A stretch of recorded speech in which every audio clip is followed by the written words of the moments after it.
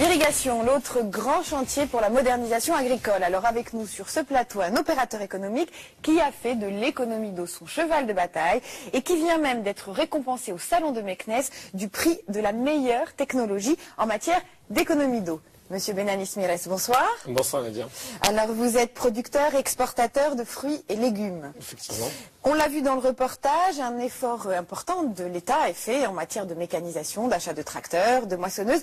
Est-ce que le même effort est fait en matière d'équipement, d'irrigation, en matière aussi d'achat de tout ce qui est nouvelles technologies pour économiser l'eau? En fait, en ce qui concerne le matériel d'irrigation, l'effort est là en théorie. En pratique, les choses se passent un petit peu plus délicatement. Au niveau d'un producteur moyen important, jusqu'à récemment, c'était compliqué pour pouvoir récupérer sa subvention. Et récemment, il y a eu des changements qui ont fait qu'au niveau de ces dossiers, les choses se sont améliorées, les autorisations sont plus simples à obtenir.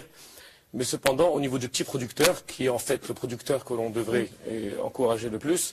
Juste un chiffre, on rappelle aux téléspectateurs, 50% des agriculteurs en moyen au Maroc ont une superficie de moins de 3 hectares. Donc c'est vraiment l'enjeu.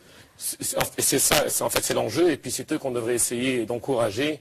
Et même si l'encouragement est là, il faut aujourd'hui les informer, les accompagner pour pouvoir traiter leur dossier, ce qui n'est pas toujours le cas. Et l'irrigation goutte à goutte est un procédé qui devrait être accessible à tous et qui ne l'est pas parce qu'au niveau de la subvention, les choses sont un peu plus compliquées. Donc l'État fait un effort, effectivement. C'est-à-dire qu'elle subventionne tout ce qui est irrigation goutte à goutte? Oui, on était à 30%, aujourd'hui la subvention est passée à 60%, ce qui est très conséquent. Mais il faut qu'elle puisse être concrétisée au niveau de ces petits producteurs. Est-ce que c'est comme dans le reportage qu'on a vu, il existe une subvention pour les tracteurs, on voit des agriculteurs qui ne sont pas au courant. Est-ce qu'il y a la même chose aussi C'est tout à fait la même chose. D'une part, au niveau de l'information n'est pas assez diffusée au niveau des petits producteurs. Mais d'autre part, ce petit producteur a du mal à constituer son dossier et essayer de défendre son dossier pour pouvoir obtenir sa subvention. Parce que contrairement au matériel agricole, le producteur doit payer la totalité de son investissement et récupérer la subvention par la suite. Une technique plus lourde, quoi. C'est plus difficile. Il faut déjà qu'il débourse la totalité de la somme. Aujourd'hui, la nouvelle procédure fait qu'on devrait être remboursé en un mois, théoriquement. Ça va beaucoup mieux qu'avant, mais il y a encore un effort à faire. Alors, est-ce qu'on a aussi conscience de l'enjeu de l'adoption de technologies plus performantes en matière d'économie d'eau? Un tracteur, on le voit, enfin les agriculteurs en ont conscience, un tracteur, très clairement, on sait que ça va améliorer les rendements. Est-ce qu'on a la même efficacité si on se donne d'une technologie économisatrice d'eau? Est-ce que ça a une meilleure efficacité? Moi, je dirais que ça a même plus d'efficacité qu'un tracteur. Aujourd'hui, au niveau de l'installation d'un goutte à goutte, elle permet non seulement une économie d'eau, mais surtout elle permet aussi d'améliorer les rendements.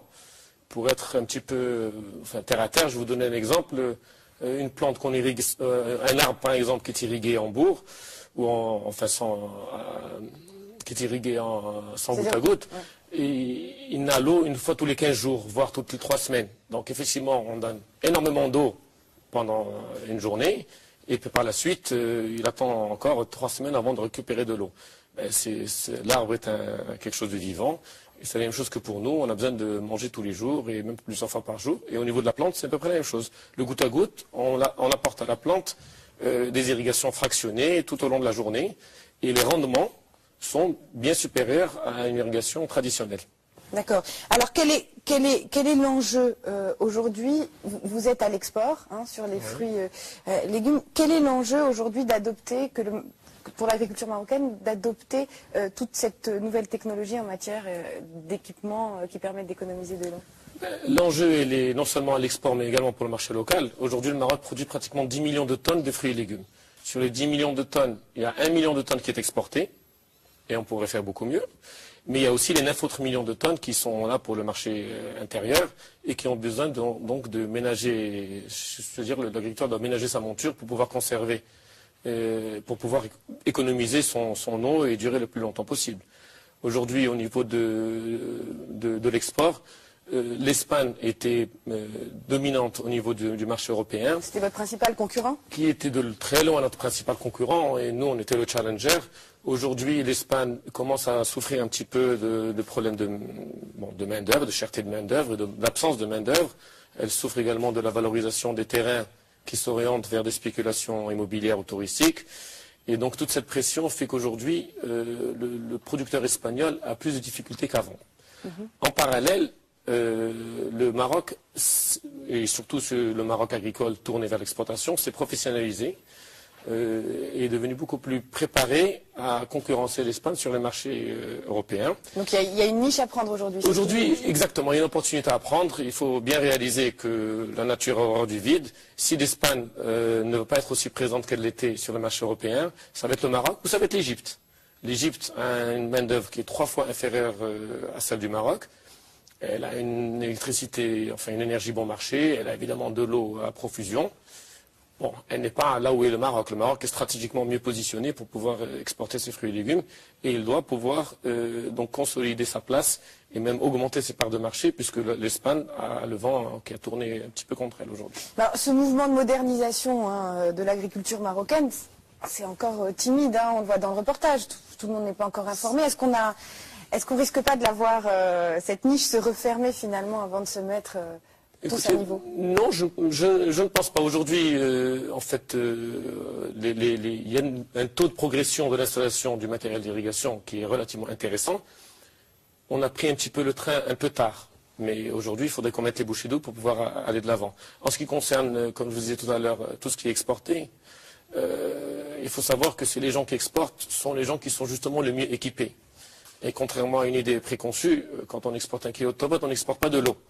On exporte de la valeur, on rapatrie des devises, on consolide les populations rurales. Et donc c'est surtout cette partie-là qui fait qu'ils sont capables d'être beaucoup mieux préparés à cette gestion rationnelle de l'eau. Merci d'avoir répondu à notre invitation. Merci à vous. Ainsi prend fin cette édition. Merci de nous avoir suivis et bonne continuation de programme sur 2M. Quant à nous, je vous donne rendez-vous très prochainement pour une nouvelle émission.